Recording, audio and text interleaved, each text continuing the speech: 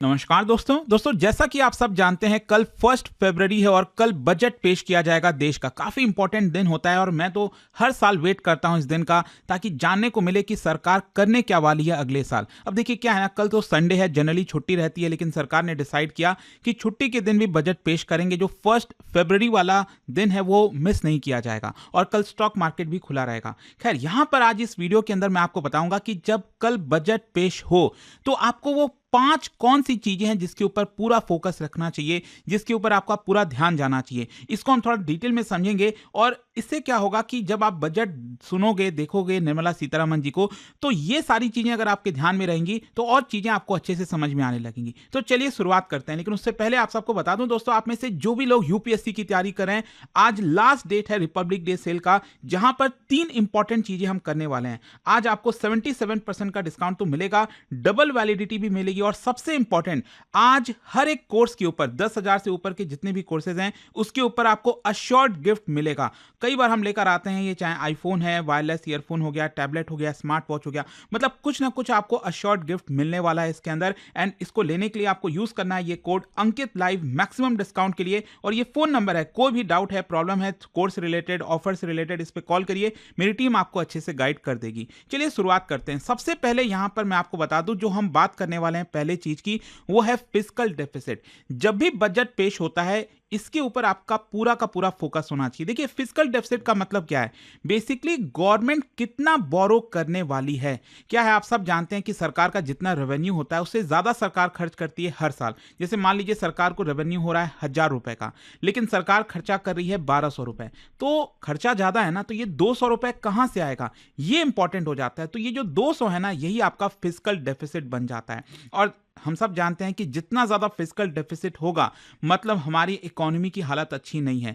जरूरी ये होता है कि फिस्कल डेफिसिट को कम से कम रखा जाए, और जो बाहर के निवेशक होते हैं, फॉरेन इन्वेस्टर्स होते हैं, वो भी फिस्कल डेफिसिट का नंबर देखते रहते हैं। मैं आपको बता दूं, 2024-25 में हमारा जो फिस्कल डेफिसिट था वो 4.8% था। फिर उसके बाद जो लास्ट वाला बजट पेश किया था पिछले साल 2025-26 में, ये गिराकर कर दिया गया 4.4%, जो कि अच्छी बात है। अब देखना होगा कि इस साल टारगेट क्या होने वाला है। देखो, इसको थोड़ा सा और समझिए। फिस्कल डेफिसिट अगर आप देखोगे, कोविड के समय आपको याद होगा काफी ज्यादा हाई चला गया था। इसका कारण यह था क्योंकि वैसे मैं आपको बता दूं, कोविड के पहले 4.6 था of GDP, percentage of GDP की हम बात करते हैं। तो सरकार चाह रही थी कि इसको 4% के नीचे लाया जाए। हमारा कोशिश ये था कि ये 3% पर आ जाए तो अच्छी बात होगी, लेकिन अचानक से कोविड आ गया। कोविड में सरकार का रेवेन्यू कम हो गया और खर्चा ज्यादा बढ़ गया, जिसकी वजह से सरकार को ज्यादा बोरो करना पड़ा। इसकी वजह से 9.2% ऑफ जीडीपी चला गया था, जो कि काफी ज्यादा हाई हो जाता है। लेकिन अब क्या कर सकते हैं, कोविड जैसा सिचुएशन आया था। लेकिन उसके बाद से अगर आप देखोगे तो सरकार ने काफी अच्छा काम किया है, मतलब जितना एक्सपेक्टेड था उससे ज्यादा फिस्कल डेफिसिट को गिराया है। और जो अभी करंट फाइनेंशियल ईयर चल रहा है, इसमें 4.4% होने वाला है। लेकिन अगला जो फाइनेंशियल ईयर है 2026-27 का, उसमें सरकार क्या रखेगी? क्या ये 4.3 करेगी सरकार, 4% पर लाएगी?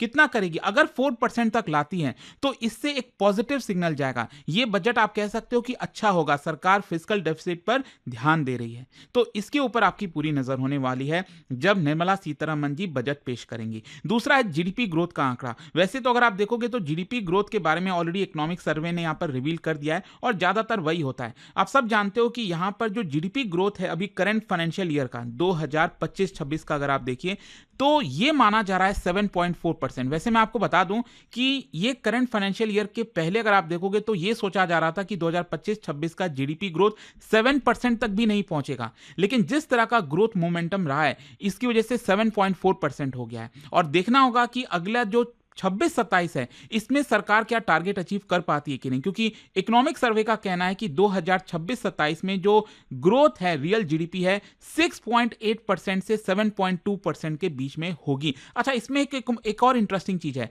अब यहां पर हमारा जो बेस ईयर है वो भी शिफ्ट हो जाएगा। जो नया बेस ईयर होगा जीडीपी कैलकुलेट करने के लिए वो होगा 2022-23 का। तो ये भी आपको ध्यान रखना है, और इसके ऊपर मैं नया वीडियो बनाऊंगा जब नया वाला आंकड़ा आएगा ना, Q3 का जीडीपी का डेटा आएगा। ये बेसिकली फरवरी के एंड में रिलीज किया जाएगा, तो मैं आपको और बता दूंगा। तो इसके ऊपर भी आपका फोकस होना चाहिए। नेक्स्ट जो सबसे इंपॉर्टेंट मुझे लगता है फिस्कल डेफिसिट के बाद, वो है आपका कैपिटल एक्सपेंडिचर। देखिए सरकार तो खर्च काफी कुछ करती है। फॉर एग्जांपल अगर मैं आपको बताऊं, लास्ट ईयर जो निर्मला सीतारमण जी ने बजट पेश किया था उसमें 52.9 लाख करोड़ के खर्चे की बात कही थी, जो कि काफी तेजी से बढ़ रहा था। लेकिन इस खर्चे में क्या होता है कि बहुत सारा पैसा सरकार का डेली जो एक्सपेंसेस होते हैं, चाहे सैलरी है, पेंशन है, बहुत सारी चीजें हैं ना, फॉरेन डिग्निटरीज आ रहे हैं, prime minister Modi foreign trip पर जा रहे हैं, मिनिस्ट्रीज का खर्चा, इतने सब कुछ है। लेकिन इंपॉर्टेंट यह है कि ये जितना भी खर्चा है उसमें से सरकार कितना परसेंटेज आपका कैपिटल एक्सपेंडिचर करती है। देखो एक्सपेंडिचर की जब हम बात करते हैं ना, तो दो तरह के एक्सपेंडिचर होते हैं। एक होता है आपका रेवेन्यू एक्सपेंडिचर, ठीक है, और दूसरा होता है आपका कैपिटल एक्सपेंडिचर। रेवेन्यू एक्सपेंडिचर क्या होता है, जहां पर सरकार का पैसा चला जाता है, जैसे सैलरीज में, पेंशन में, इस तरह की चीजों में, तो उससे कोई बहुत रिटर्न नहीं आता। लेकिन अगर सरकार कैपिटल एक्सपेंडिचर ज्यादा कर रही है तो ये लॉन्ग टर्म फोकस होता है, जैसे इंफ्रास्ट्रक्चर हो गया, रोड्स हो गया, रेलवेज हो गया, एनर्जी सोर्सेज हो गए। इससे इकोनॉमी ग्रोथ तेजी से होती है जितना ज्यादा आप कैपिटल एक्सपेंडिचर करोगे। और मैं आपको बता दूं 2025-26 जो करंट फाइनेंशियल ईयर चल रहा है, इसमें सरकार ने टारगेट रखा था 11.2 लाख करोड़ खर्चा करेगी कैपिटल एक्सपेंडिचर पर। और एक्चुअली क्या है ना, पिछले 5 साल में सरकार ने अच्छा काम किया है। ये चार्ट अगर आप देखोगे, इकोनॉमिक सर्वे में रिलीज किया गया था, इसमें देख सकते हो 2014-15 से 2020-21 तक यहां पर जो कैपिटल एक्सपेंडिचर है, ये जो ग्रीन वाला है ना, ये इस पर ध्यान दीजिएगा, ठीक है। जो येलो वाला पार्ट है ये स्टेट का दिखा रहा है कि राज्य कितना एक्सपेंडिचर कर रहे हैं कैपिटल एसेट्स पर। तो ये जो ब्लू वाला या ग्रीन वाला ये जो आप देख पा रहे हो, इसमें अगर आप देखोगे तो 2014-15 से 2020-21 के बीच में कोई बहुत ज्यादा बढ़ोतरी नहीं हुई कैपिटल एक्सपेंडिचर में। लेकिन 2021 के बाद से जिस तरह का जंप आया, हर साल कैपिटल एक्सपेंडिचर काफी अच्छा जंप किया है, राइट। और ये 2025-26 में 11 लाख करोड़ से ज्यादा का खर्चा है। अब देखना होगा ये जो बजट है निर्मला सीतारमण जी कल पेश करेंगी, उसमें उनका क्या आंकड़ा रहता है। क्या ये 12 लाख पहुंचता है, क्या ये 13 लाख पहुंचेगा, वो देखना होगा। एंड आई एम श्योर कि जब आप बजट स्पीच सुनोगे तो उस पर आपका फोकस होना चाहिए। और जैसे ही अगर ये आंकड़ा बढ़ेगा तो इसका मतलब सरकार अच्छा कर रही है, मतलब हमारी इकोनॉमी को पुश मिलेगा, इससे ये समझ में आता है, ठीक है। तीसरा हो गया। चौथा जो आपका फोकस होना चाहिए वो है आत्मनिर्भर भारत पर। देखो जिस तरह का माहौल बना हुआ है पूरी दुनिया भर में, ट्रंप जैसे राष्ट्रपति आ चुके हैं, ट्रेड उतना अच्छा से आप कर नहीं पा रहे हो। भले भारत कोशिश कर रहा है कि बाकी देशों के साथ फ्री ट्रेड एग्रीमेंट किया जाए, यूरोपियन यूनियन के साथ हुआ है, लेकिन अगेन यहां पर अनसर्टेनिटी बहुत ज्यादा बढ़ गई है। तो इसमें हमें आत्मनिर्भर और ज्यादा फोकस करना पड़ेगा। डिफेंस में, सेमीकंडक्टर में, electronics, energy, real domestic capacity बढ़ानी पड़ेगी। मतलब सिर्फ पायलट प्रोजेक्ट्स वगैरह थोड़े बहुत लॉन्च करके काम नहीं चलेगा, यहां पर सिस्टमिक चेंज लाना पड़ेगा सरकार को। और देखना होगा कि बजट के अंदर क्या निर्मला सीतारमण जी इसके ऊपर फोकस करती है कि नहीं। जैसे पीएलआई स्कीम आया था, क्या उस तरह का कोई नया स्कीम लॉन्च किया जाता है कि नहीं। तो आत्मनिर्भर भारत के ऊपर कितना फोकस होगा ये देखने वाली बात होगी। और आखिरी जो पांचवा चीज अगेन फोकस में रहने वाला है, जो हर साल होता है, वो है पर्सनल इनकम टैक्स स्लैब। आप सब जानते हो कि पिछले साल एक बहुत बड़ा रिलीफ दिया गया था। मतलब अगर आपकी इनकम 12 लाख तक है तो आपको कोई भी टैक्स पे नहीं करना पड़ेगा। तो ये बड़ा रिलीफ था यहां पर। और मोस्ट प्रॉब्ली अब देखा जा रहा है कि क्या इस साल भी सरकार कोई रिलीफ देगी, लग नहीं रहा है। लेकिन अगर मान लो दे देती है बाई चांस, तो अगेन इससे स्टॉक मार्केट, कंजम्पशन, इसको भी बड़ा पुश मिल सकता है। लेकिन देखो डिपेंड करता है, क्योंकि सरकार को रेवेन्यू पर भी फोकस करना है, एक्सपेंडिचर पर भी फोकस करना है। तो यहां पर कितना दे पाएगी, क्योंकि अभी रिसेंटली आपने देखा होगा जीएसटी में भी रिफॉर्म्स लाए गए थे, 2 स्लैब कर दिया गया, उसकी वजह से भी सरकार को शॉर्ट टर्म में थोड़ा सा नुकसान होगा रेवेन्यू में। तो क्या यहां पर पर्सनल इनकम टैक्स में भी कोई बदलाव होने वाला है। अच्छा यहां पर एक चीज मैं बता दूं, बहुत से लोग कंफ्यूज हो जाते हैं कि जैसे मान लो किसी की इनकम 12 लाख रुपए है और किसी की इनकम है 15 लाख रुपए, ठीक है। तो उस केस में यहां पर किस तरह से इनकम टैक्स कैलकुलेट होता है। देखो अगर 12 लाख तक इनकम है तब तो कोई प्रॉब्लम नहीं है, कोई टैक्स नहीं लगेगा। लेकिन अगर 15 लाख रुपए तक इनकम है तो यहां पर जो टैक्स लगता है ना, वो अलग अलग स्लैब्स में रखते हैं। जैसे कि आप देख सकते हो यहां पर 4 से 5 लाख, 4 लाख से 8 लाख कितना टैक्स लगेगा, 5% का लगेगा। 8 लाख से 10 लाख के लिए 10% का, 10 लाख से 12 लाख अगेन 10% का।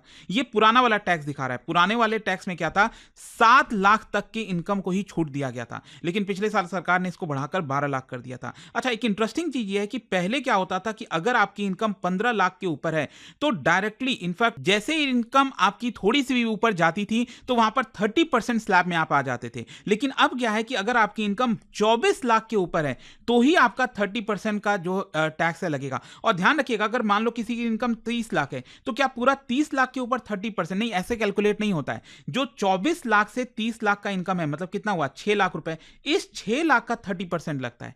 तो जो जो यहां पर मेंशन किया गया ना, उसी का परसेंटेज निकलता है और वो ऐड होता है और वो आपको टैक्स पे करना होता है। लेट्स सी, जब आप बजट सुनोगे निर्मला सीतारमण जी से तो उस समय फोकस रहेगा कि अगेन क्या सरकार इसमें कोई बदलाव करती है कि नहीं। तो ये 5 इंपॉर्टेंट चीज है जिसके ऊपर आपका पूरा फोकस होगा। कल जाने से पहले आप सबके लिए एक बड़ा इंटरेस्टिंग क्वेश्चन है यहां पर। क्या बता सकते हो कि सबसे पहला फर्स्ट पेपरलेस बजट प्रेजेंटेशन कौन से ईयर में किया गया था? आपको बताना है। आप तो देखते ही रहते होगे कि डिजिटल जो हो गया है, टैब के थ्रू जो निर्मला सीतारमण जी हैं वो बजट पेश करती हैं। तो ये पहली बार कब किया गया था? और इसका राइट आंसर आप सब जानते हैं, मेरे इंस्टाग्राम पर तो मिलेगा ही, वहां पर अगर आप नहीं हो कोई बात नहीं, टेलीग्राम से ले सकते हैं इसका सही उत्तर। और दोस्तों, जैसा मैंने आपको बताया, अगर आप यूपीएससी की तैयारी कर रहे हैं, आज आपके पास बड़ा अच्छा मौका है, क्योंकि आज रात 12 बजे तक अगर आप कोई भी कोर्स बैच लेते हो स्टडी IQ पर, तो 3 इंपॉर्टेंट चीजें हो रही हैं। एक तो 77% का डिस्काउंट, डबल वैलिडिटी सारे कोर्सेज पर, और जो भी कोर्स आप लोगे उसके ऊपर आपको अश्योर्ड गिफ्ट, चाहे आईफोन है, टैबलेट है, वायरलेस ईयरफोन है, स्मार्ट वॉचेस है, ये आपको मिलने वाला है। बस आपको यूज करना है ये कोड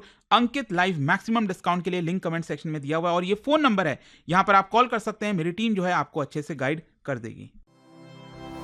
स्टडी IQ IAS, आपका सिलेक्शन हमारा मिशन।